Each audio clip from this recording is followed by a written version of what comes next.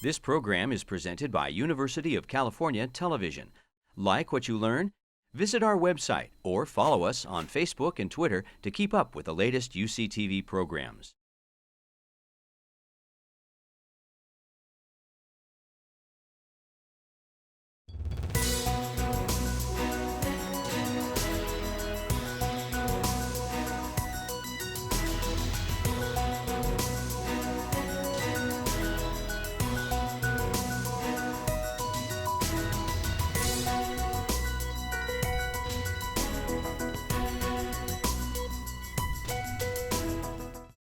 So it's my pleasure to introduce Mia Bloom, currently at Georgia State University.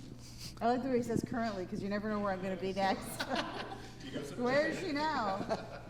So I'm doing something a little bit different because this is a theoretical chapter, and I use this as an excuse to force myself to get back on track with our writing for Small Arms, which is a book John Horgan and I are writing about the ways in which violent extremist organizations are luring children into participation. And so one of the things I wanted to do, and it's almost as if Richard Falk had inspired me before he even said it, is this is inherently comparative. Although this image here at the beginning may lead one to believe that I will only be talking about Islamist organizations. In fact, that is not the case. But because of the funding for my research, I always have to give the usual disclaimer, which is this is only my work. I do not represent the Department of Defense. Any mistakes I make also are not representing the Department of Defense, the Minerva Research Initiative, or the Department of the Navy. And I have to do that every time now, which is funny because I'm not even American. All right. I got no clearance. And all right. So violent extremist organizations, we use the term VEOs because we've moved away. We never wanted to say child terrorists. We actually don't necessarily believe that such a thing can exist because they're children and they can't actually make that choice. So part of what we've been looking at is we've been looking at ways in which children are involved with terrorist organizations, avoiding some of the more inflammatory language, baby bombers, and killer kids, and some of the other stuff that my friend at Georgetown University likes to use. But, so they are increasingly targeting children. There is a cost-benefit analysis at work in the sense that organizations use children for a variety of reasons. It taps an additional percentage of the population. It guarantees that the, and by the way, if anyone wants these slides, I'll make them available. Lisa, no problem. So it also makes the movement and the conflict multi-generational because you're ensuring that the next generation is all ready to go. And in doing so, one of the unintended consequences means that it mitigates the effect of target assassination. What we saw in Poso and Solo with Jamaat Islamiyah was that no sooner had the government agents gotten rid of the jihadi fathers that the sons stepped into their shoes. And so what this means is it's impacting an entire generation. But the other benefit that the terrorist groups find in using children in this manner is that, you know, it has this element of surprise. Nobody is expecting the young, innocent child to be dangerous. Additionally, what we found, and this is just anecdotal, so this would be a separate project and maybe something, you know, Rick might want to help us with, the PTSD levels of soldiers who have had to shoot children who are armed is extremely high. And this comes from work that the Romeo Dallaire Foundation is doing at Dalhousie, where General Dallaire receives letters from ex-military people from Canada, the US, all over the world that talk about the levels of guilt that they feel. And part of the reason, although I'm not going to be talking about this today, but part of the reason is that there's no standard operating procedure about how do you handle children. So what the individual level commanders do is they basically leave it up to the individual combat soldier. And so as you can imagine, because it's not just a set standard operating procedure, that person feels that they are ultimately responsible for that choice. But I don't want to digress. So, and by the way, we actually finally located this Lego with the little militant Legos. But Cornell doesn't want to give one away with each book. I thought that would be like a great little freebie. You get like a little Lego terrorist. But the Children's Human Rights Project is trying to define a universal definition of childhood. Some of the challenges that we've had in doing this research project is that on the one hand, the random designation of 18 is very much a Western construct and doesn't necessarily resonate in every culture. A lot of cultures will designate the difference between an adult and a child with some physical manifestation, facial hair, body hair, or some kind of tradition that the child goes through, a bar mitzvah, or a period of time where they go off to the desert and then they come back and they're an adult. So the problem with this notion of 18 is problematic from the get-go. The other thing that we discovered in doing some of the field research in Pakistan, many of these kids themselves don't know exactly how old they are. In other words, we have a very Western experience of, your first birthday and your second birthday, and the parents are, every child, that's the first question, or the second question, what's your name, how old are you? They know how old they are. Many of the children that we've encountered, approximately, they don't know exactly how old they are, but give or take. And I think this is something we need to understand, that it's just very different in different contexts. So one of the things that we wanted to try to do with the project is to have culturally relevant, context-specific understandings of what constitutes childhood, but also to understand how specifically some of the structural conditions affect children. And these were going to be very different from adults. And I'll give you the first example. Work that Alan Kruger has done with Jitka Melikova back when Richard and I were both at Princeton showed that there was an inverse relationship between GNP, level of education, and the financial well-being of people who had participated in terrorism. So it wasn't that people who were very poor became terrorists, but actually when he looked at terrorists in a variety of groups, they actually were wealthier and better educated. What we're finding with the children is the exact opposite. We are seeing correlations between poverty and lack of education. So what's interesting is something that has become conventional wisdom for the adults doesn't work with the children. Okay. One of the preliminary assumptions of the project is that in order to understand children's involvement, we really have to understand their initial process of mobilization. So we wanted to chart some of these structural conditions I mentioned, environmental factors. For example, what I'm presenting to you today, the deliberate construction of cultures of martyrdom that are aimed at the youth, but also to understand that as these norms shift, children will value things differently than they would have without this manipulation of the norms. And so, for example, the role of parents, educators, coaches, religious authorities, and state institutions are very important in understanding how you shift the normative environment. Now, one of the things I came across, and I read David Brooks's piece back when he wrote it in 2003, talked about cultures of martyrdom. And I remember thinking, okay, a lot of people use the term culture of martyrdom, but nobody explains what it is. At the Minerva meeting in September, a well-known political scientist from the University of Chicago, who's just received over $1 million to study cultures of martyrdom, the project manager was asked, what is your definition of culture? To which they didn't have a definition of culture. So I think it's important that before we talk about cultures of martyrdom, we have to understand what do we mean by culture. I think it's also important that we emphasize that when we're talking about cultures of martyrdom, and I make this point very clear in the paper version of this chapter, it is not just one culture. So as much as you may hear in the media, on television, and especially this week, jihad, jihad, jihad, the fact is this notion of a culture of martyrdom exists in every single religious tradition. And if you were to study a culture of martyrdom, the first thing you're going to come across is either a Christian experiences of Polonius going back to Roman times or Samson.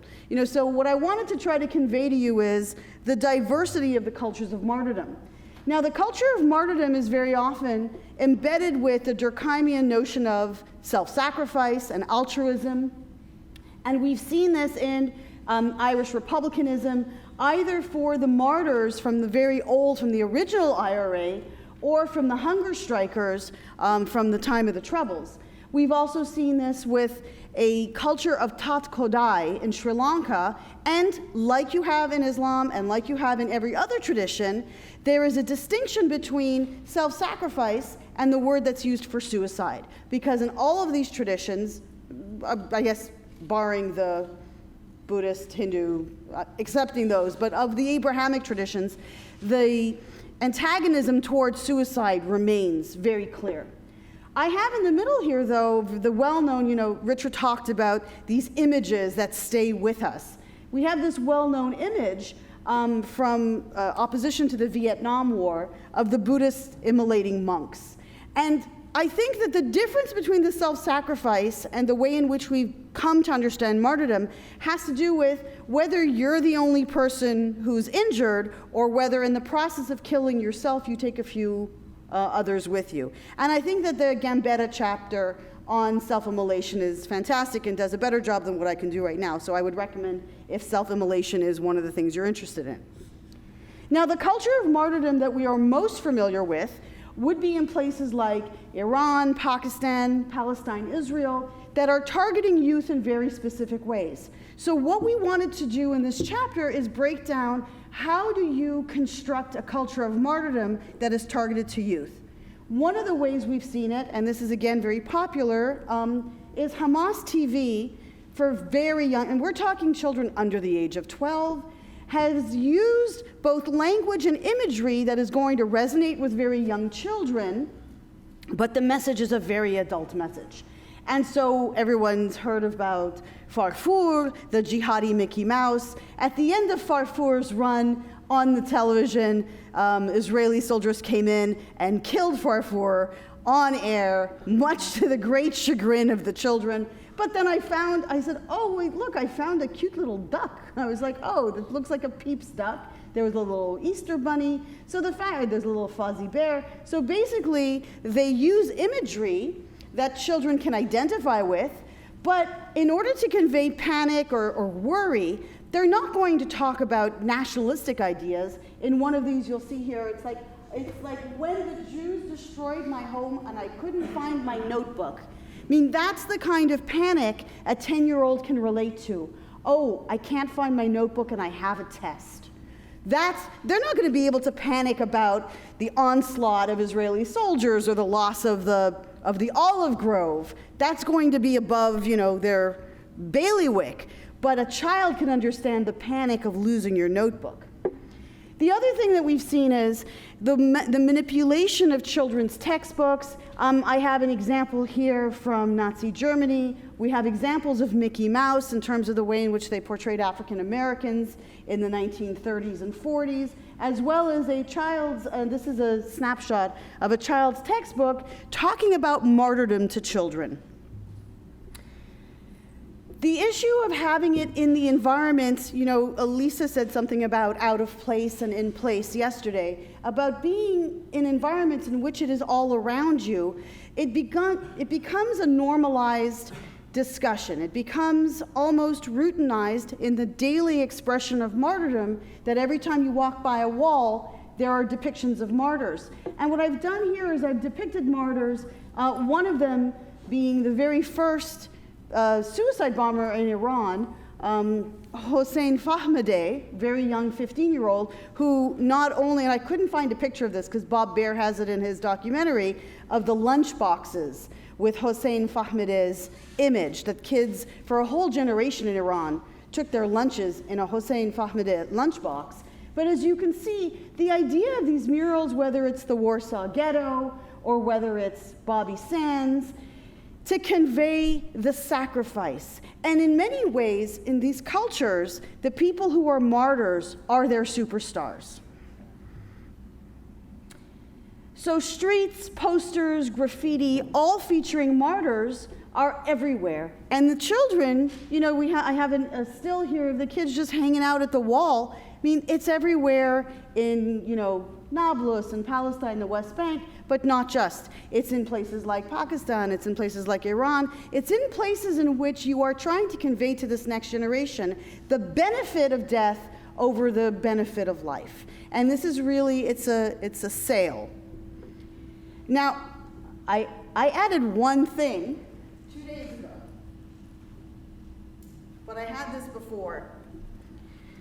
The role of women is something that continues to be very misunderstood. I think even with UN Security Council Resolution 1325, embedded within it is this idea that women automatically have a pacifying effect. And we are still living generations in the past to think that women cannot be violent. Whether it's the research of Dara Cohen at Harvard, who has looked at women in militant movements throughout Africa as killers, as leaders of the death squads, versus women who have participated either directly in terrorist attacks or encouraged their children to participate, the role of mothers becomes crucial. One of the images below here of Reem Riashi, who was an Islamic Jihad bomber in 2004, people were saying this week, how could a woman leave a 6-month-old child and go and perpetrate a terrible terrorist attack? And I said, we have this from 10 years ago. We also have the Chechen women.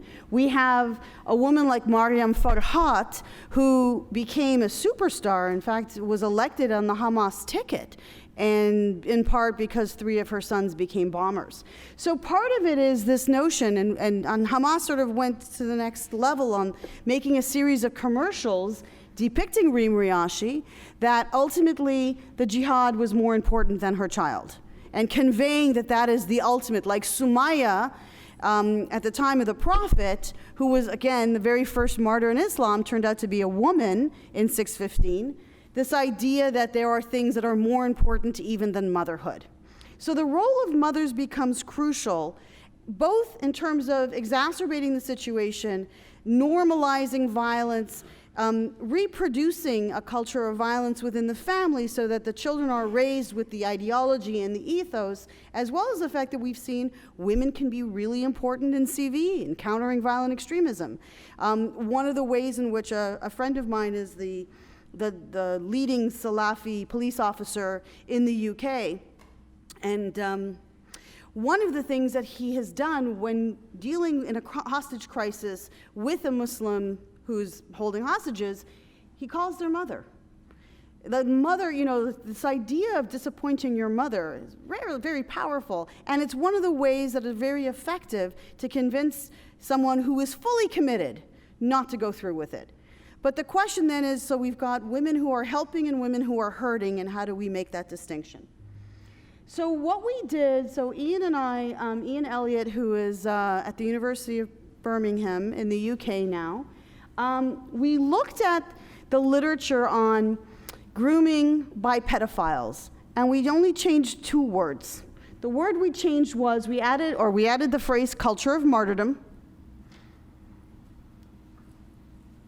and everything else comes from the literature on pedophilia, David Finkelhorst, Suzanne Ost, and others. The idea is that the children are being groomed online and offline in very, very much the same ways that children are groomed for sexual predation. And some of the same tricks of the trade that the pedophiles use, terrorist recruiters are using.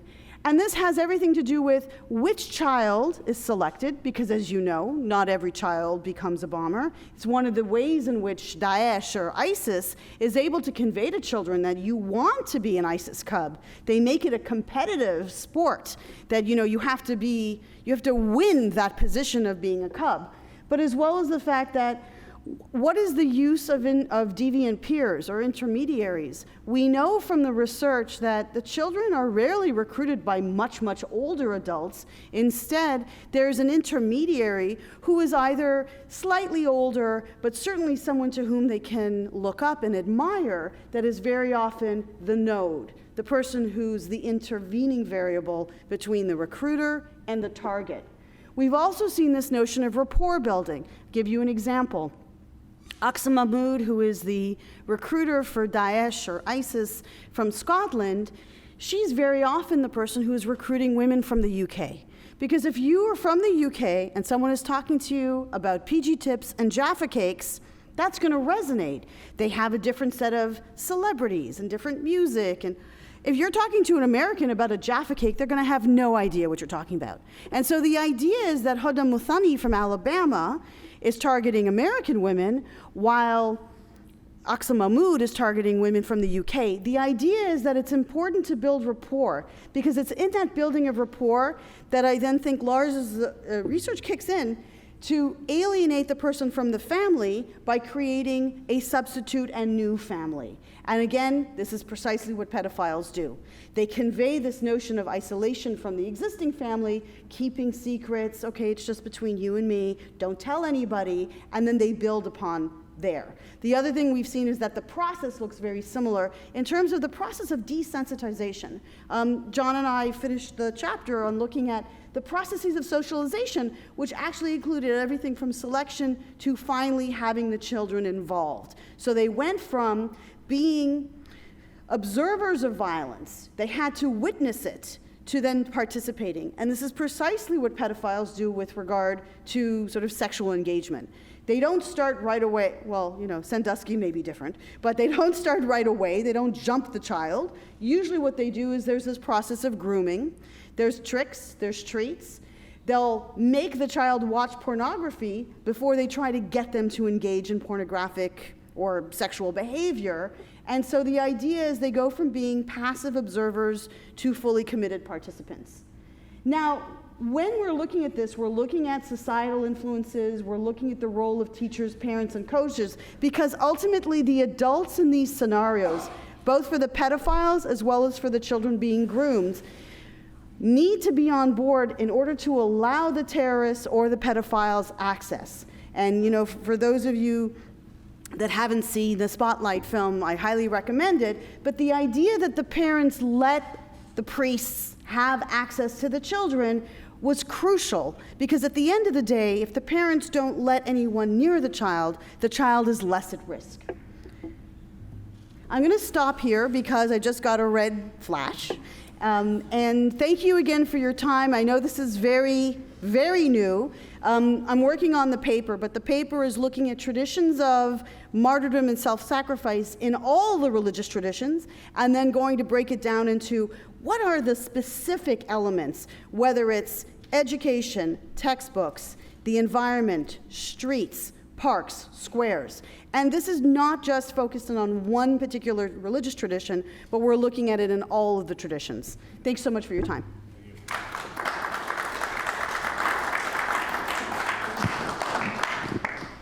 Question? Yeah, Mia, you mentioned that not every kid becomes a suicide bomber, of course. Do you have any hunches about which ones do and which ones don't? What would be the decisive issues on that to look at? So, you know, we were fortunate to be at Penn State affiliated with a fantastic psychology department. Sandy Azar, who works a lot with children who are in the foster care system, had done a study, I think something 1,500 foster care families that had financial problems, and they had to give a kid back. Which kid did they choose? And so Sandy said, when you're looking at which child is chosen, look for the following criteria: a middle child, or a child that's having behavioral problems or some other, you know, problem in school, whether it's ADHD or ADD. Now, of course, the middle child thing is problematic right away because the average family size is 6 to 10. So everything is middle. So the middle didn't necessarily help us. But the fact that, you know, not the oldest who was a breadwinner, not the youngest who's still too young, but amongst those middle children, which one did you choose? Because we are coding for birth order, was children who had some sort of behavioral problem. Because the kid that's doing well in school, the middle child, the parents like, no, we're not going to give this child. So the stereotypical story that we encountered in Pakistan, in the Swat Valley, was, you know, there's a knock at the door, and it's the Pakistani Taliban demanding 5,000 lek. 5,000 lek would be an annual salary for many of these impoverished families in Fatah and Swat, and so obviously they cannot pay it. So in lieu of payment, the terrorists would demand, okay, well, give us one of those 10 kids. Which of the 10 kids did you give? Tended to be both middle child with behavioral problems, not the child doing well in school. And so the children in the facility at Sabaun, which is a rehabilitation facility in the Swat Valley, in Malakand, ranged from 6 years old all the way to 16. And they ended at 16, not because we thought 16 was the age to end it, but above 16, the Army sent them to a different facility for adults, and they were treated as, convicted terrorists. But the idea was that under the age of 16, the Pakistani government felt that maybe these kids could still be saved and salvaged and, have a normal life. And so that's where we were getting some of the data. So the data is consistent that, it's with the pedophiles, it's the kid who's not so popular, who's a bit of a loner, and so it starts looking like some of the characteristics that we've described, or you've described as the lone actor shooters. But these are not, it's not going to be the most popular kid. He doesn't need the group for validation. It's going to be the kid who's seeking something greater. Do you have a follow-up, John? The implication then is that anybody that is given away, or whatever, taxed away, you might say, then becomes a suicide bomber. Is that correct? Or even after that? The question is not only No, I'm glad you're giving me the chance to clarify. Fail the training, in other words. So one of the things that, given that we had a population of 289 children at the facility over the last few years, one of the things was the children who were coerced. We were expecting the children who were coerced to be more likely chosen as suicide bombers. We also had a percentage of children who had run away and joined the group voluntarily. So there was actually an inverse relationship between the level of coercion and whether or not that child got the responsibility of being a suicide bomber, because the ways in which many of these kids avoided blowing up is they allowed themselves to be caught because they really didn't want to be there. But the ones who had been fully committed or had been given away by a family member had been convinced that this was a good thing. And so we had variation in the kinds of roles. Most of the children that we encountered weren't successful suicide bombers because they're still alive. But so we have some data, but there does seem to be an inverse relationship. The thing that we found very surprising, and it's very disturbing and upsetting as I share this with you, when a child, when they determined that a child was going to be a suicide bomber, some of the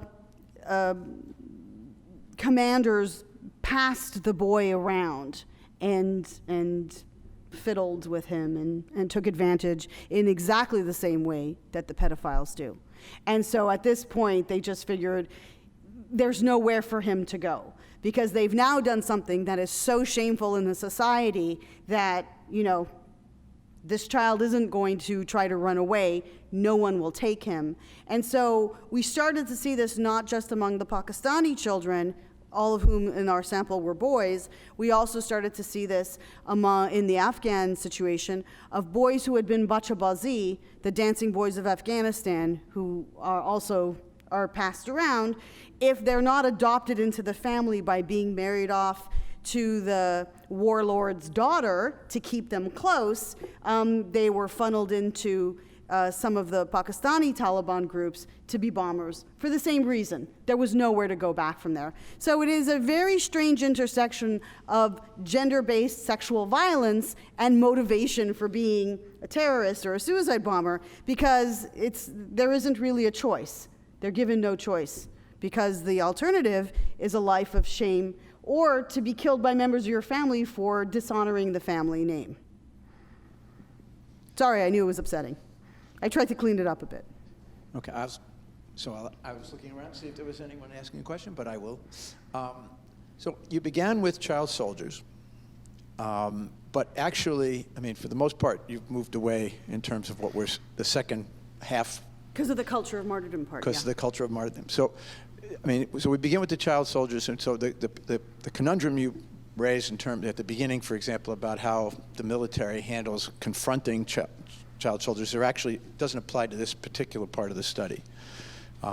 It applies in the sense of American soldiers in Afghanistan who were facing children who were part of the terrorist groups. I'm hesitant to use child terrorists, found themselves experiencing some of the same psychological breaks as soldiers who faced children who were formerly part of militias. like in Liberia, Sierra Leone, Uganda, and so on. I do know that at this present time, up until last time I checked, that for example, the Marines are very clear in their training. There is a clear. Okay, what is it now? They're clear in their training, and their unfortunate conclusion at this point. I mean, it is what would be the typical expectation of the Marines protecting Marines and commanders, which is if you're in doubt, they don't want hesitation, because hesitation loses the company. So that, I mean, at this point, because they can't tell if they're confronting child soldiers, not suicide bombers, but child soldiers, people formed with AK-47s, it's really hard to overcome, and at this point the training is to shoot. Except you saw, I mean, and again, this may be fictitious, a depiction of Kyle in American Sniper, where, you know, I understand. Basically the command, so what we've been told is that maybe that's recent, that up until now there isn't in the manual an explicit stated, this, you know, if you see X, then Y. You know, we had instances from the soldiers who came back that said, you know, we came across, there was a car or a taxi careening towards a checkpoint. And, you know, the Americans are gesticulating for them to stop. And the taxi driver continues, and so they start shooting. And it turned out that they just didn't understand what was going on, and they killed 2 kids in the back seat.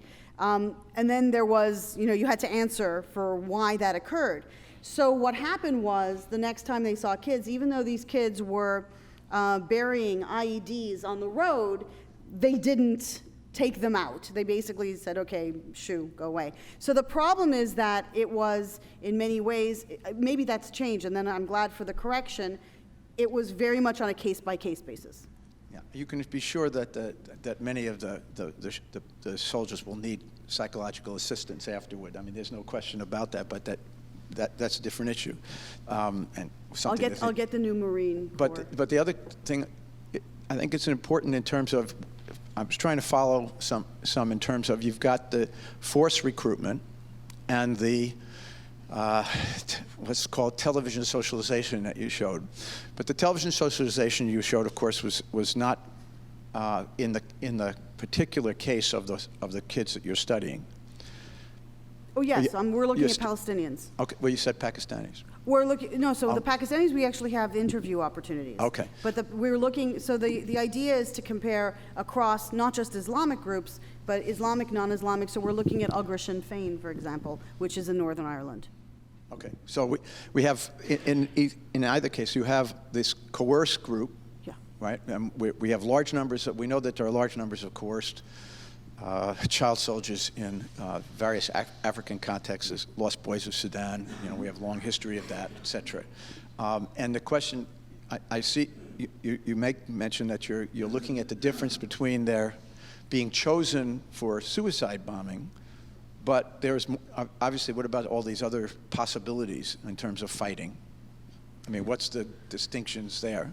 Okay, so there's a variety of roles, and one of the things that we discovered is, like with the adults, you know, it's not just one role.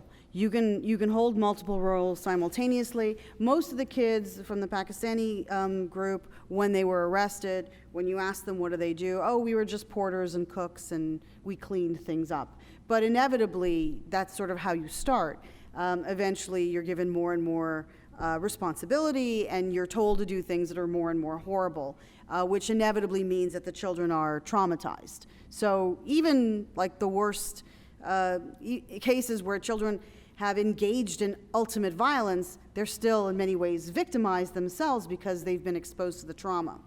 One of the things that we're seeing, and this is something that's just coming, so this is one of the new findings, and I have to double check it. Rick's helping me out. He's recommended Firke and some other books.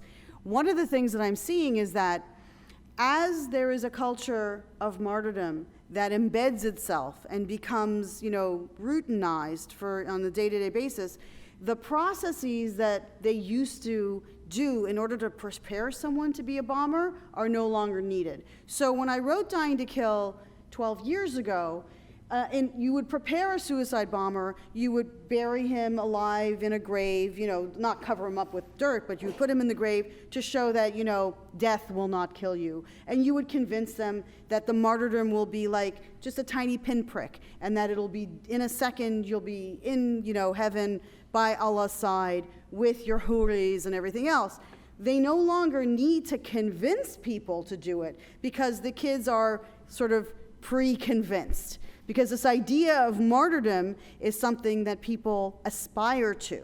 Now, what we have between the difference of coercion versus children who are aspiring towards it, there's an element of voluntariness that we've been trying to wrap our brains around, because we start with this notion that they're under 18, they're kids, they can't make these choices, but yet we are seeing that there is something at least looking like voluntariness, that the children are, or the parents at least are complicit, and the children are enthusiastic versus coerced. And so we're laying out, what we've done is we've taken all the biographies and autobiographies of child soldiers, and we've coded them for 118 different elements to try to get a baseline. So looking at child soldiers, and then to see in what ways are children's involvement in terrorist groups similar and different. And the differences had to do with things like education and the role of parents and community. So, for example, if you're trying to create a next generation, you educate them. You give them the ideology. If you're just using children as cannon fodder, you don't waste your resources educating children in Uganda and Sierra Leone or the Lost Boys of Sudan. So here are different elements that we can show that it's not just as someone under 18 holding a gun. So the work is in some ways not overtly a critique of Peter Singer, but trying to take to task that we can't just lump together all these groups because they happen to employ people under the age of 18. Victor? So Mia, just I've got this clear. Your data collection is focusing on Pakistan and Palestine? And Daesh. And Daesh, okay. But, in terms of the interviewing, right. It's dodgy. So I think the findings are very interesting. It occurs to me that it might be useful in the future to also try and do research in Africa, because I think that I just said about we've covered right. all No, I understand that. But in terms of getting at this more empirically, you've got a situation where I think the child soldier phenomena, as you're pointing out, is very different in a lot of these countries in Africa than it is in some of these countries in the Middle East. I mean, I think one of the reasons we wanted to look at this in a global way, and the reason I presented the cultures of martyrdom across European, global South, was to convey that this is not something that is associated with a region of the world, and it's not something, for lack of a better way of phrasing it, that those people do but we don't. So, as we were coding biographies and autobiographies, we discovered two things that really did challenge a conventional wisdom. First, conventional wisdom, and you'll get this in whether it's the children's reports from UNICEF or Peter Singer, that you see a proliferation of child soldiers as guns got smaller. So this idea of the introduction of the AK-47 or some smaller weapons that small hands could manipulate this. Except for the fact that with the Buffalo Soldiers, both the War of Independence, the war against the British, the Civil War, we found lots of children. Now, of course, the guns are about the same size as the kid, but it didn't inhibit participation of children. And so that was one of the first things that we noticed. It wasn't about that. The other thing that we noticed is the United States used lots of child soldiers, and not just as drummer boys. And so this is something that, when we're looking at those cultures that exploit children in these ways, we have to also include Northern Ireland and Britain and the United States, because in looking at this in a longer period of time, we're capturing democracies that have used children and not just authoritarian regimes and horrible dictators. And that's why I think the culture of martyrdom works for some of these conditions, but I think for a lot of the child soldiers in Africa, for example, or if you're talking about historical cases like the child soldiers in the U.S. or the ones who served in the UK and so forth, I don't think they were serving there for culture or martyrdom. I mean, I think for a lot of the kids in Africa, they're serving there in a cultural life. I mean, I don't mean that cultural life. They're serving there because that's the way to stay alive. Well, yeah, so it's protection, and it's right. So the stereotypical story we have from Africa, the parents are not present, they're not alive. It's not like they're allowing the group to access their children. Usually the parents are killed, and in fact, sometimes it's the child who has to be the person who killed them. And that's why I'm saying framing the culture of martyrdom across the board. Well, I didn't have African examples because I wasn't saying that in Africa it doesn't work. There's no level of voluntariness whatsoever. In Africa, it's pure coercion. And what we were trying to convey is that if there was any level of voluntariness, it had to do with changing the normative calculations of the parents and of the children, that this is something that someone aspired to versus someone was forced into it.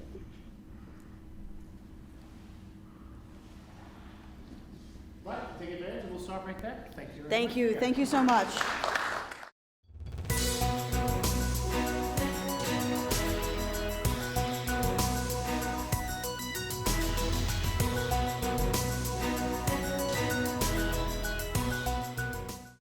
All right, it's we have 3 more presentations.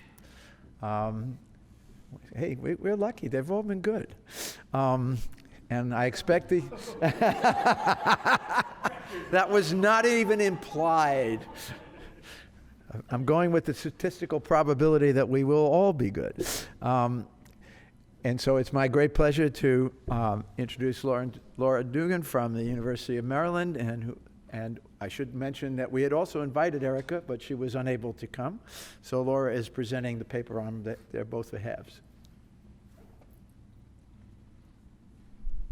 Thank you, everyone. So I've been hinting, I feel like I almost said I've been hinting all week about what I've been talking about, but it's only been 2 days. So I'm going to be talking today really about rethinking counterterrorism.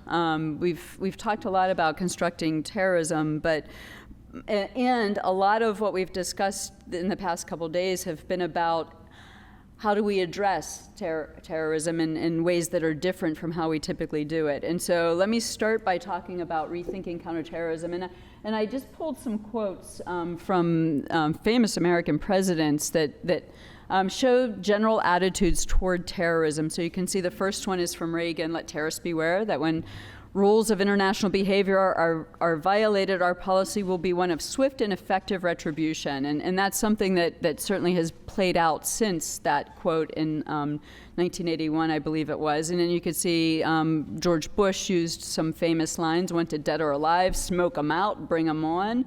And then, of course, most recently, everybody has made reference, or not everybody, but we've heard the references to the French president talking about how France is at war after the attacks in Paris. So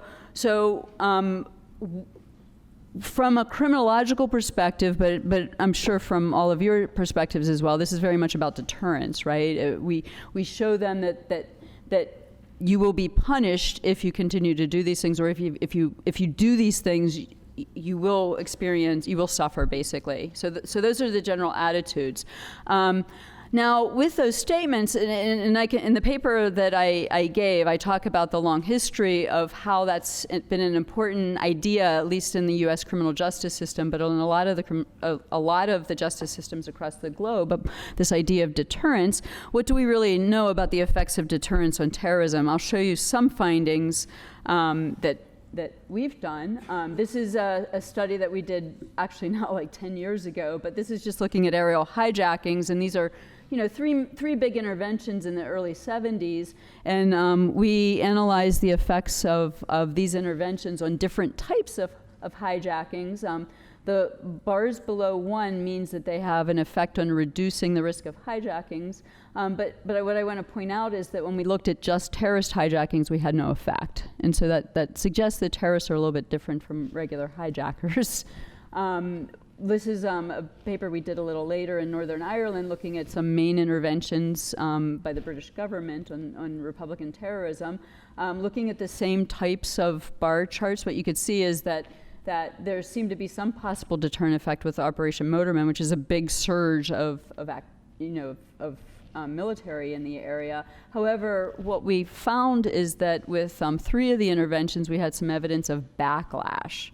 And so this idea of backlash isn't surprising given the discussion that we've had yesterday and earlier today about when governments act repressively, there could be some pushback with this. Some other results relevant to deterrence. So here's some possible substitution effects with metal detectors. Here, this isn't surprising. When we bombed Afghanistan, then we actually increased the popularity of bin Laden. The bombings in Lebanon by Israel increased support for Hezbollah. And so what we see, here's some evidence where there's possible deterrence with anti-environmental terrorism, and then we found nothing with abortion, or not we, but Pridemore and Freilich. And so basically these findings are mixed. Now I can go into a whole discussion about this, but what I want to point out in the focus of the data set that I'm going to be talking about is that all these studies look at big, obvious interventions. And we know that there's more going on a day-to-day basis with government actions than big, obvious interventions. And so, so what I want to do is raise the question that perhaps some of the more subtler actions that governments do could have an effect on terrorist activity beyond just punishing wrongdoers. And so this was the motivation, this was one of the motivations for developing the Government Actions in Terror Environments Dataset. This is a project that I've been working on for a long time. I think the original discussion was sometime around 2008 with Erica Chenoweth when she was a postdoctoral fellow at the START Center. And our goal was to collect data on what governments do. We wanted to be able to capture things that weren't just repressive, but also conciliatory. And before we even collected any data, we sat down and we discussed what we wanted it to look like. And so this particular big blank rectangle is where we started. And we knew we knew we wanted to capture a continuum from fully repressive to fully conciliatory. So with death to amnesty. And we wanted to also pay attention to who was affected by the government action.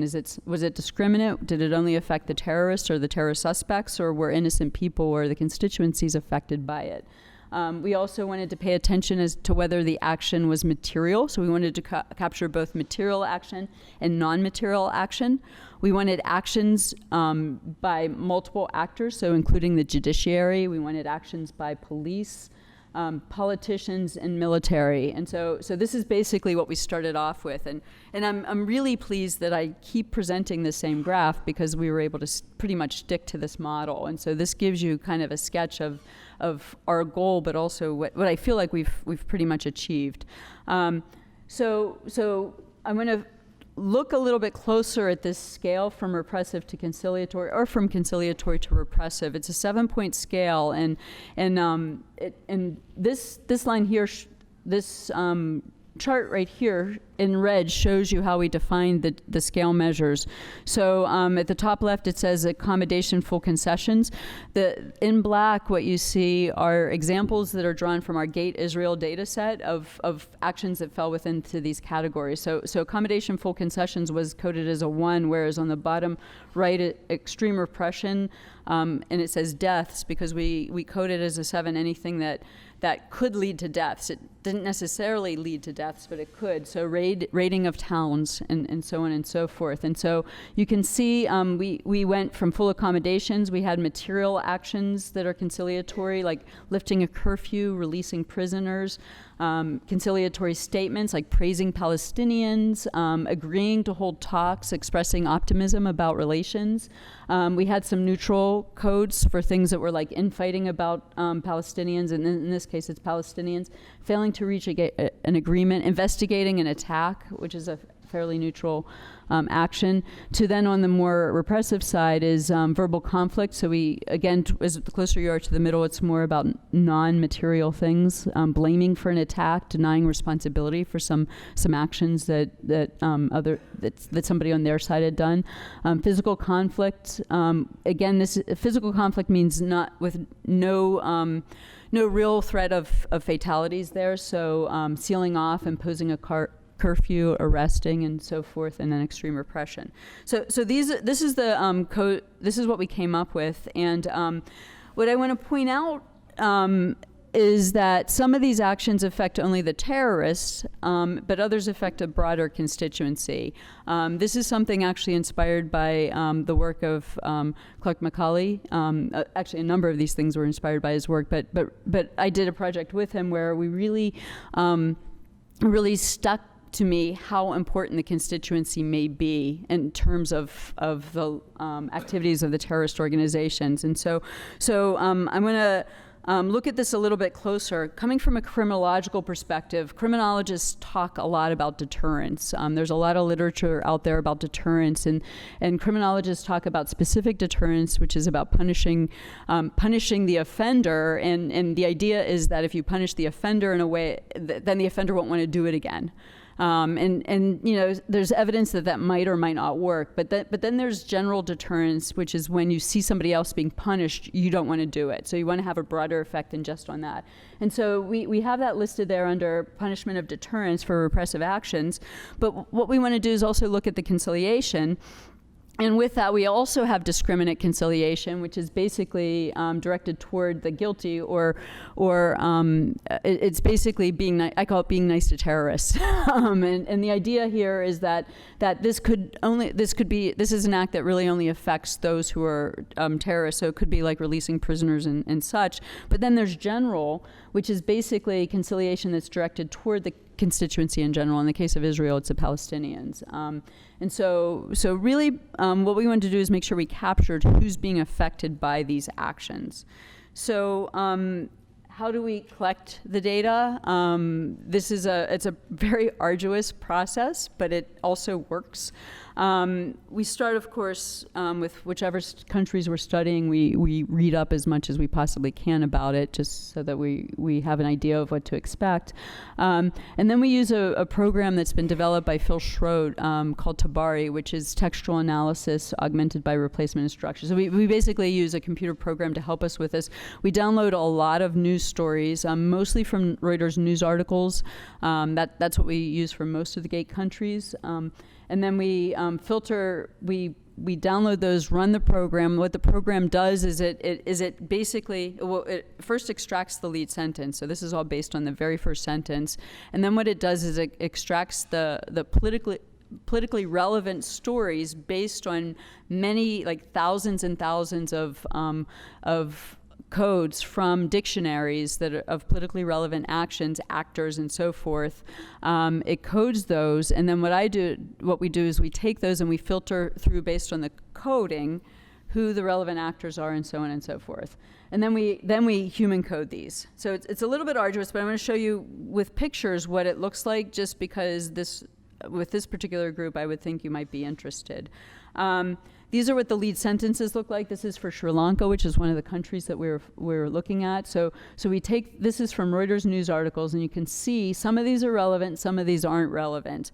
From there, we run Tabari. Tabari runs a code. This is what the Tabari codes look like. And if you notice on the very end, we actually keep the lead sentences with it so that we can use those from there on. And so you could see that a number, LKA is the cameo codes for Sri Lanka. And so you can see we're interested in cases like this where we have Sri Lankan government, it's a Sri Lankan actor, and the target of the action is the separatists, rebels. So those are probably the Tamils. Once we use those codes to filter the cases that meet our criteria, we know that we're going to have some problems in terms of whether they really do meet our cases. Do they meet our criteria? The other thing is we take the actions and we pre-code them according to the conciliatory repressive scale, whether they're material, non-material, and indiscriminate. and we move it into a spreadsheet, and we train our coders to actually go through and read these cases. And then we review the cases, and we have a final clean data set. And this is a snippet of what Gate Israel looks like. A snippet doesn't have all the variables, but you can see the actions, you can see the codes, the conciliatory repressive scale, and so on and so forth. So that's kind of the mechanics of it, but let me show you what it leads to. Well, first, here's an example of one of the lead sentences from 1987. West Bank Palestinian leader Faisal Husseini was released today after 3 months in Israeli jails and vowed to fight against Israel's occupation of Arab areas held since the 1967 Middle East War. This was coded as discriminant material conciliation action, so that's a 2, by a judiciary. This is our first grant that we had on this. We collected data from 1988, actually June 1987 through 2004. These are the number of actions we had for each of the countries. You can see that for Israel during that period, we've collected over 6,000 events. So it's definitely a lot more than the 6 that we had for our Northern Ireland study. Even the one that had the lowest number of cases is still pretty high with Lebanon, that's 307. So that just gives you a sense of what it looks like. Just so you know where we've gone since then, we are collecting data, and are in various stages of collecting the data and cleaning for these countries.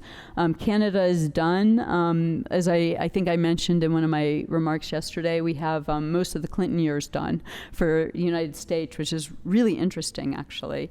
I'm going to show you just a few graphs of what the original Middle Eastern countries look like, and then talk about what kind of results we can generate from this. It's event data, so we've not done a lot of what can be done with it. This just shows you what the targets look like, and they're not really properly color-coded, but what I want to point out is that for Israel, the majority of the targets for the Gate Israel data are actually Palestinian civilians, whereas in most of the other countries, they're terrorists. And so in Egypt, it's Islamic terrorists, and in Algeria, which I don't have my glasses on, but those are also terrorists. The only real exception with that is Lebanon. Now, I can say that Lebanon's a little bit of an outlier in these cases. If you think about it, the criteria for Gate data is that the action has to be by the government, and the target is either the terrorist organization or its constituency. And in Lebanon, the government wasn't very active. And so we didn't include Hezbollah as part of that. So Hezbollah was on the other side of it. And so you'll see in a second what a mess that is. The next slide I'm going to show you is probably one of the ones that I think is most exciting. And that is looking at what our conciliatory and repressive actions look like mapped onto terrorist attacks in those countries. And so the red bars show repressive actions, the blue bars show conciliatory actions, and the line are terrorist attacks from the GTD data. These are the only filter on these cases are the country in which the attack occurred, so it's very broadly defined. You can see with Israel that it maps pretty closely. And what's exciting about this is that again, these are two very different ways of collecting data, and the fact that they move similarly is somewhat validating. Egypt, we find the same thing. The scales are different. The terrorism is measured on the right scale. The government actions on the left. Algeria, we see the rise around the same time. The drop isn't quite the same, but it's still pretty interesting. Turkey, I find, is intriguing because we have this rise in terror followed by a rise in repression, and then the terror drops, but the repression just keeps on going. And then Lebanon is a mess. It doesn't really look like there's any relationship between the terrorism and the government actions. We actually want to, we have all the original data, so we actually are talking about going back and looking at international government actions and not just Lebanon government actions to take a closer look at those data. So that kind of gives you a snapshot of what it looks like, and what I'm going to do now is I'm going to show you just some of the findings. So this is actually findings from a published paper it was a paper we published in 2012 that looks at Israel and Palestinian actions by the Israeli government, or actions that affect Israelis, Palestinians, and then also attacks against Palestinians. What you see here is, I'm not sure what that bar is, but what we did is we used generalized additive models that really just show the relationship, the non-parametric relationship between the two things, but we controlled for past terrorist attacks, and we looked at basically we looked at monthly attacks. So we looked at attacks during this month, and we looked at the effects of government actions on last month's, and then we controlled for previous terrorist attacks for last month's and the 3 prior months to that to try to isolate that effect. This is actually looking only during the second Intifada. In the paper, we did it for the first Intifada, the Oslo Law period, and the second Intifada. I think these findings are most compelling because it really shows this, that conciliatory indiscriminate was most strongly related to decreases in terrorist attacks, whereas repressive indiscriminate was related to positive associations. The overall findings for that was when repression had an effect, it was positive, and when conciliation had an effect, it was negative. But the effect was especially strong when it was indiscriminate, when innocent people were affected by it. So we then looked at it, looking at other countries in the Middle East, and we found similar. This is just preliminary, so I haven't really tore this apart to see how robust the findings are, but we found discriminate repressive actions were positively associated, and then we also found indiscriminate repressive actions. Conciliation, we replicated the Israel finding because I used a different method here, but we haven't had as much with conciliation, but certainly we have the backlash with repression. Here's something interesting. This is the Canadian analysis. So these are the same types of generalized additive models. We looked at indiscriminate repression toward Muslims on al-Qaeda-inspired violence. The Canadian government wanted us to call it that. It was Muslim extremist violence. And so you can see that there's that backlash again. Then we looked at repressive actions in Afghanistan on non-Al-Qaeda related violence, so non-Muslim extremist violence in Canada, and we found that sort of positive effect as well, which was interesting. Also, we found in Canada conciliatory actions in Afghanistan on non-Al-Qaeda. So conciliation had this sort of positive minus. So what this means, if you think about it, this is all monthly actions. So if you had a few actions in a month, there was a positive association with non-Al-Qaeda related violence, which is non-Muslim violence. However, you do enough of these conciliatory actions in Afghanistan, then there was a decrease in terrorism. Or actually in Canada, to be fair, I should not use the word terrorism so loosely. There was not a lot of terrorism in Canada. We looked at extremist violence. So they have an extremist violence data set that we used.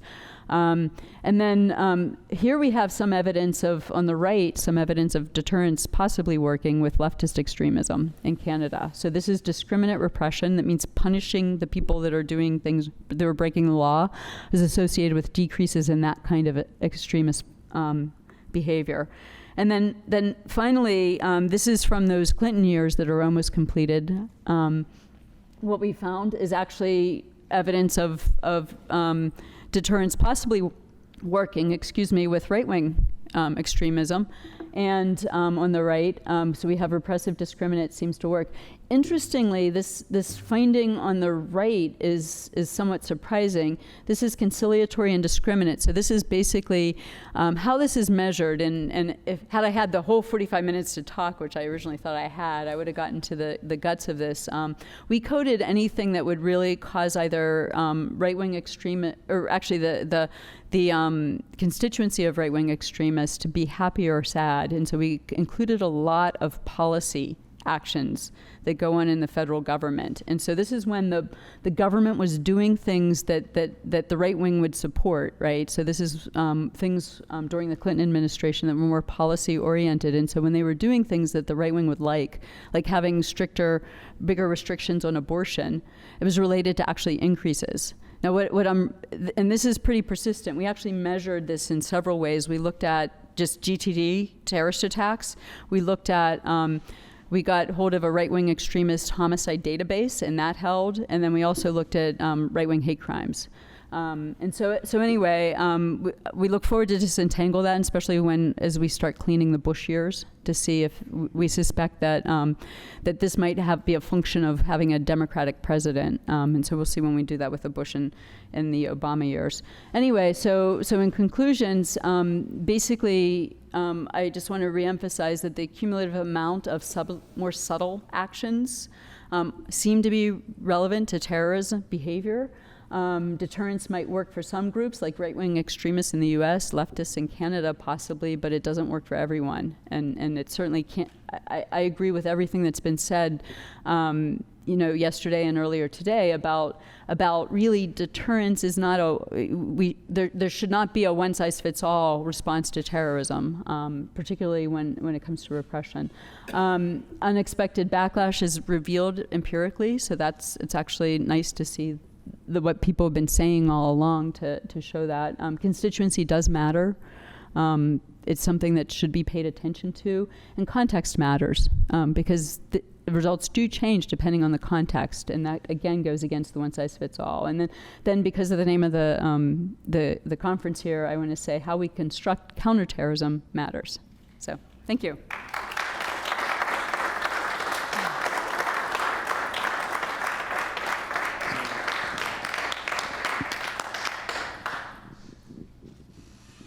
I was wondering, could you overlay governmental administration popularity with this and kind of see if there's any interaction? Overlay what? Governmental or administration, how the populace looks at the popularity of those. Right, so getting approval ratings? Yeah. That's a good idea. Yeah. We haven't. We've collected the data for a lot of countries. You guys are seeing really, I just analyzed the US stuff. I was scrambling to get like the entire Clinton administration, but I had to stop at like September of 1997. But that's a good idea to get. So our idea is that we're collecting these, we have these data, but we can obviously incorporate other data, and approval ratings would be kind of something that would be pretty cool. Yes. I also have a backbench question here. In terms of the sample sizes, the samples that you used, there's two of them that kind of, in my mind, stand out. One is Chechnya, where there is an effective solution. The other is Northern Ireland, where there also is an effective solution. And I was wondering if you had data on these two areas in regards to the actions that were taken. No, in Chechnya, that's a great idea. We actually have UK data downloaded, and I think our coders have gone through it, but we haven't cleaned it. So I'm going on sabbatical next spring, and a lot of this is really, I hope to come out with a lot of data and a lot of new articles written. But the actual cleaning of the data has to be done by either Erica or I, so to make sure it's consistent.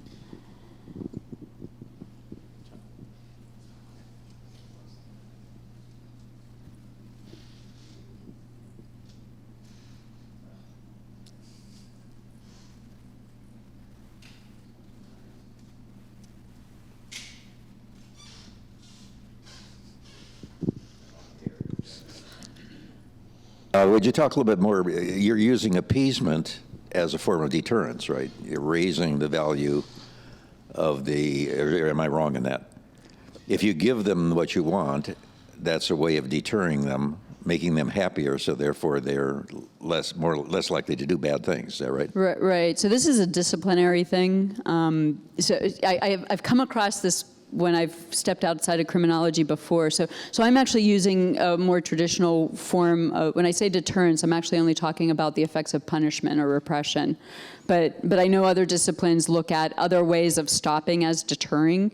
So what I say is I call that, again, it's semantics, more about offering rewards. So rewarding abstaining from terrorism, right? And so it's, one of your things is withdrawing from villages or something like that. Right. And so, yeah, that's conciliation or appeasement. That's not a reward. That's basically appeasing them and therefore hoping that they will be happy. Right. So it's a form of deterrence. It decreases the likelihood that they'll do violence. Again, semantics. Yes, but if you read the paper that was published in, we don't call it that. You don't call it appeasement? No, we don't call it deterrence. In criminology, again, well, actually, let me just step back and say one of the things that is really important about studying a problem like terrorism is to bring in all these different disciplines to come and talk about it, but we all use different languages. And so in criminology, we only use deterrence to talk about punishment. And so by you saying appeasement is a form of deterrence, I'm sure you're right, but that's not how I use it, which is absolutely fine, because you have important things to contribute to ours and so on and so forth. But I got in trouble with a bunch of military people when I said that that's not... Yeah. Well, they may be wrong. They're looking at it only halfway. It's semantics. I mean, if a criminal comes out of prison, you give him $20 million and say, spend it, but you can't commit any more crimes, that would be a form of deterring, right? He would be deterred from, presumably, deterred from going back, assuming he cares about money. Again, not according to criminologists. Unless he enjoys... I don't want to be on film saying that's deterrence, because I'll get kicked out of my discipline. You won't be kicked out of my discipline. No, that's a sensible way of looking at it. You deter people by giving what they want. If you stop them from committing more crimes that's by giving them what you want, that's a good thing. But sometimes it's called positive deterrence, right? Okay. Yeah. I mean, there is a literature on that. So. No, I'm sure there is, and again, it's important. I'll put a footnote somewhere. I mean, that's already published, but that other disciplines call that deterrence. The name of the paper that was published is Beyond Deterrence. So it's going beyond just this criminological perspective of deterrence is about punishment. It's about assuring the probability. It's increasing the probability of actually being punished, and then it's about the severity and the celerity of punishment. So it's a real punishment-based theory in criminology, not about appeasement at all. But I hear you, and you're right. We're saying the same thing, but using different words. So the graphs we were saying, those were lag correlations, were they? They're generalized additive models. So okay. they're non-parametric models that, and I actually also ran negative binomial regressions using the same models. So and those were statistically significant in the negative binomials, but the graphs are much cooler. Yeah. Just because they kind of show the nonlinearity, right. Which is interesting. Have you thought about anything like Granger causality? To show? Yeah. I mean, I've played around with different methods, and this is the one that seemed to be most interesting. I mean, not because it gave me the results I wanted, but it more about I was able to really map what it looked like non-parametrically with what it looked like parametrically. I honestly wanted to start off doing something more like vector autoregressionist. So that's not a verb, but or a adjective, but. Looking at the mutual relationships, but there were just some modeling limitations with using the government actions as a dependent variable that I want. But okay. I haven't given up on that quite yet. Good. Yeah. So if I may, 3 quick comments. One is I really like what you're doing here, so I want to start with that. Okay. The first though is that the first 3 examples you gave in terms of to introduce the project in terms of the comments from Reagan, Bush, and Hollande seem to me to be outside of criminology, retribution, not punishment or deterrence. I mean, they're purely retributive in terms of the way that they're structured, and it leads into the question of the difference between the kinds of things that law is designed to do, which is to deter and to punish, versus simply to destroy. And so that choice, I mean, probably leads to the kind of decisions they make in terms of responding. Right. The second, and as an example of this, is the Reagan decision to bomb Libya after the La Belle Disco. If you look at the data, which I did way back, there are more incidents claimed by the Libyans as they're being responsible for after the bombing than there are before, and the ones after are far worse than the ones before. I'm sorry? Including Lockerbie, yeah. And then the third one, which I was intrigued by the graph of Turkey, which you said might be really interesting to look through. There's an old study that was done by Steve Wright back, I think in the think it's, I can't remember the exact date, but I have it still, in the 1970s on British military policy in Northern Ireland. And he was able to get this amazing data set, which the Army actually gave him. He then got arrested for having it, but that was a different story. That's just a side thing. But what it had was each time the military introduced, the data was each time they introduced a new mechanism, so rubber bullets, and it showed IRA, the data he has and the analysis he has is a time series on the IRA attacks and incidents, and then British reaction. And so you get the normal flow that you would expect for IRA attacks, which is basically up and down, up and down, up and down.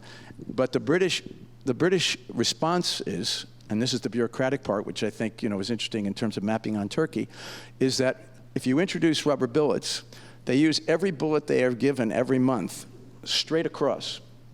And then when they get the new mechanism to try to, the new response, they use everything they have and expend all the armament right through. And so it's a question of, they're steady because they have the material and they're going to use what they have, whether there's an attack or not, because they're there to end the terrorism, and it's not responsive to individual events. That's interesting. So. Yeah, could you send me that paper? Or? So I'm interested in how you're constructing counterterrorism in this project, right? Because when you first introduced it, I thought it was going to be a database of, right, what you might call counterterrorism policy. But it sounds like you're sort of interested in something much wider, right? And so, am I right in thinking that what you are including is, it's sort of like every government action that might conceivably affect terrorism, or is it things that the government is thinking might affect terrorism, or how do you decide what is in the I'm parameters missing and a what's slide not? clearly, because that's a very important point, and I just talked right past that, so thank you for asking. How it's operationalized, basically how we did this is we took every action in which the government was the actor, and the target was either a terrorist, and we identified through all the terrorist threats in the particular countries, either a terrorist organization or a constituency to that terrorist organization, and then we kept every single action.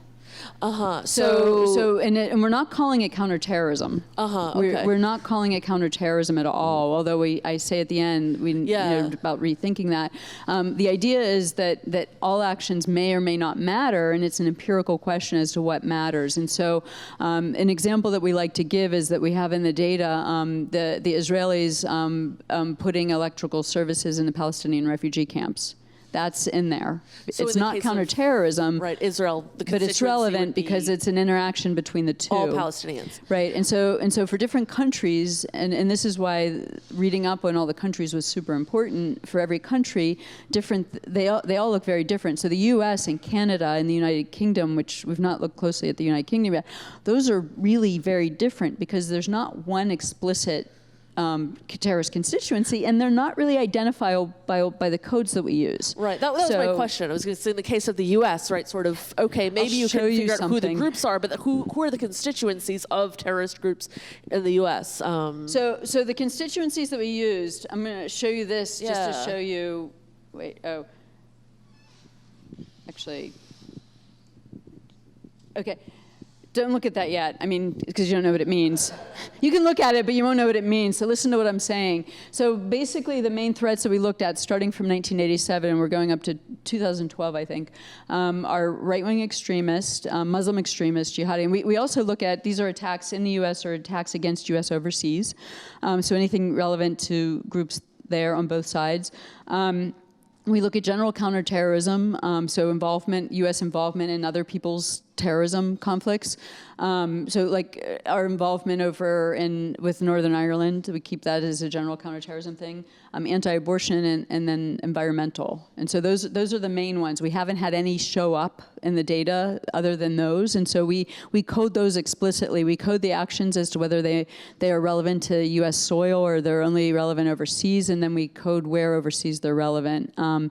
So it's a very different structure for that. Because of that, when we did the other countries in the Middle East, the codes that we that we got from running the program were pretty straightforward because of the ethnic and religious identity of the constituencies. So it made it a lot easier. We didn't have that in the U.S. So this is the grant. Actually, they stopped funding us last summer, and we're not even nearly complete. And I'm basically operating on my own dime with this. I'm paying my grad assistant out of my departmental funds, and then in the summer out of my own pocket.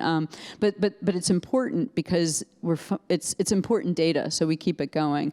The reason it's so hard is that in Israel, so Gate Israel, we originally downloaded about 260,000 Reuters news stories. For the U.S., we downloaded nearly 2 million. We had an issue with search terms, so that was hard. Canada, we had 14 million because we decided to expand. Well, we didn't really decide, but we had to expand beyond just Reuters and use LexisNexis. We ended up with 56,000 to hand code.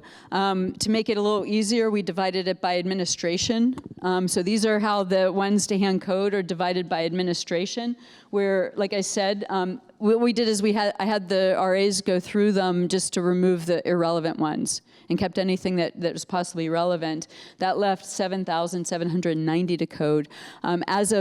As of now, we actually have the exact same number as the total Israeli cases, 6,063. That's not the entire Clinton years. That goes up to, like I said, I think it's September 1997, so I have a few more months left.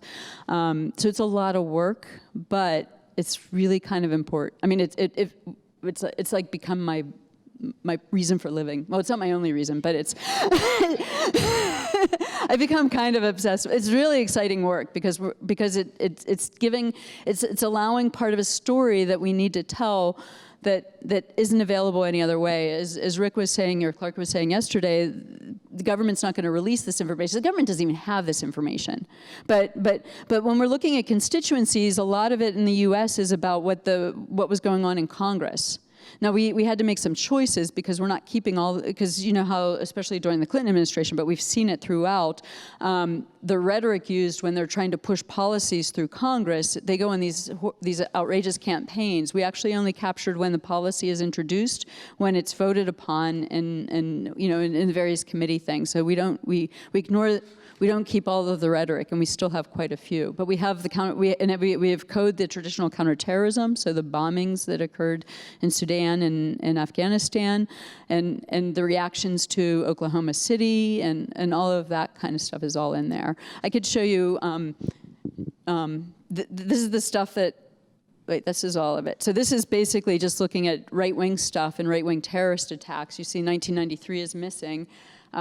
Here's some analysis we did, but I'm not going to show you that. This is when we looked at right-wing homicides in the U.S. It's actually hard to follow, but it's kind of interesting.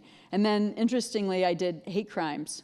And we have the FBI hate crime database, and so we can look more closely at that. I just did this kind of roughly. I took I got rid of hate crimes against white people, Protestants, and heterosexuals, and then I got rid of all non-white offenders, and that's kind of the trend that you see. Again, it was a rough operationalization with, I literally did this in a morning, but I wanted to look at it, and the results are pretty robust how I measure right-wing extremism. So, yes. Okay, very short, really fascinating, and I think a reason for living, for sure. I do have more, but yeah.